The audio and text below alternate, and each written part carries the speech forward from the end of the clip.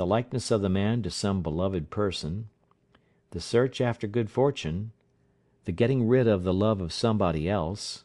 the being of the same class as the man with respect to sexual union, living in the same place, constancy, and poverty. But Vatsyayana decides that desire of wealth, freedom from misfortune, and love are the only causes that affect the union of courtesans with men. Now a courtesan should not sacrifice money to her love, because money is the chief thing to be attended to. But in cases of fear, etc., she should pay regard to strength and other qualities. Moreover, even though she be invited by any man to join him, she should not at once consent to a union, because men are apt to despise things which are easily acquired. On such occasions she should first send the shampooers, and the singers, and the jesters, who may be in her service, or in their absence the pithamardas or confidants, and others, to find out the state of his feelings and the condition of his mind. By means of these persons she should ascertain whether the man is pure or impure, affected or the reverse, capable of attachment or indifferent, liberal or niggardly, and if she finds him to her liking, she should then employ the Vita and others to attach his mind to her. Accordingly, the Pithamarda should bring the man to her house, under the pretence of seeing the fights of quails, cocks, and rams, of hearing the Maina, a kind of starling, talk, or of seeing some other spectacle, or the practice of some art, or he may take the woman to the abode of the man. After this, when the man comes to her house, the woman should give him something capable of producing curiosity and love in his heart, such as an affectionate present, telling him that it was specially designed for his use. She should also amuse him for a long time by telling him such stories and doing such things as he may take most delight in.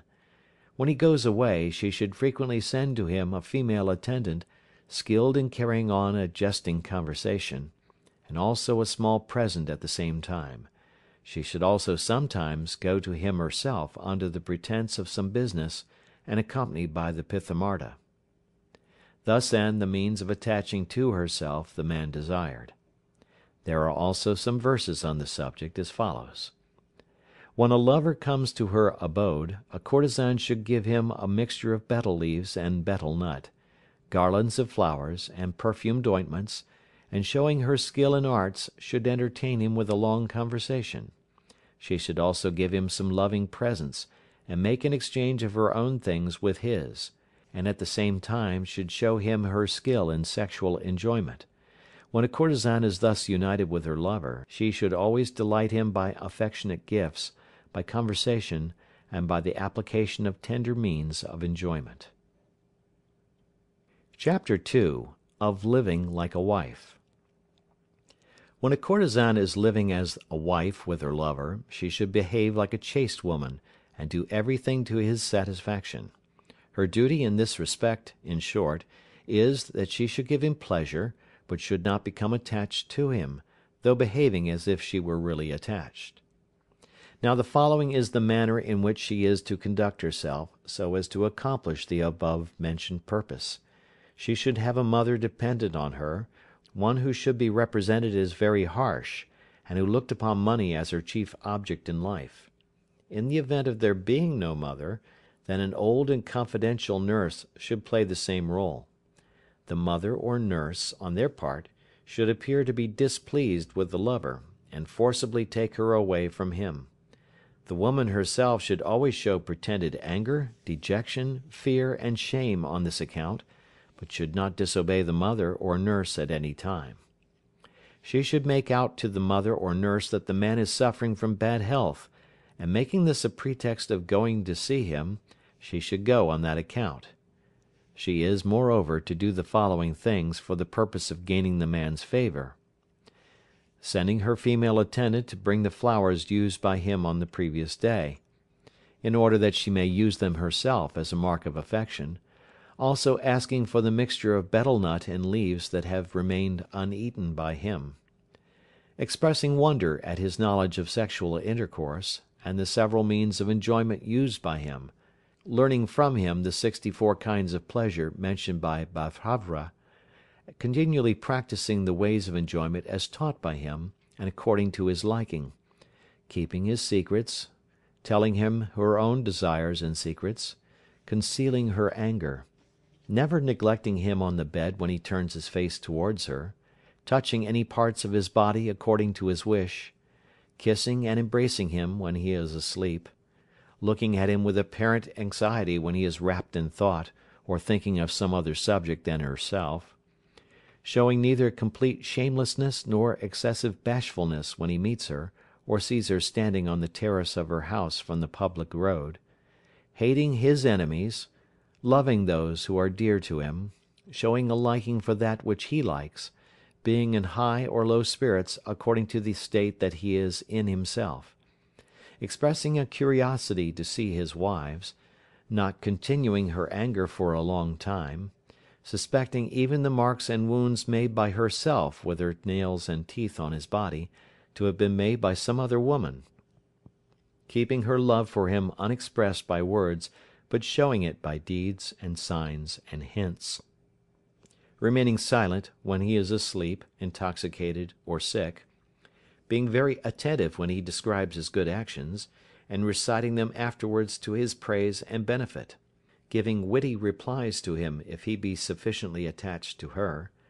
listening to all his stories, except those that relate to her rivals, expressing feelings of dejection and sorrow if he sighs, yawns, or falls down, pronouncing the words "live long" when he sneezes, pretending to be ill or to have the desire of pregnancy when she feels dejected, abstaining from praising the good qualities of anybody else, and from censuring those who possess the same faults as her own man, wearing anything that may have been given to her by him, abstaining from putting on her ornaments and from taking food when he is in pain, sick, low-spirited, or suffering from misfortune, and condoling or lamenting with him over the same, wishing to accompany him if he happens to leave the country himself or if he be banished from it by the king, expressing a desire not to live after him, telling him that the whole object and desire of her life was to be united with him, offering previously promised sacrifices to the Deity when he acquires wealth, or has some desire fulfilled, or when he is recovered from some illness or disease, putting on ornaments every day, not acting too freely with him, reciting his name and the name of his family in her songs, placing his hand on her loins, bosom, and forehead, and falling asleep after feeling the pleasure of his touch, sitting on his lap and falling asleep there,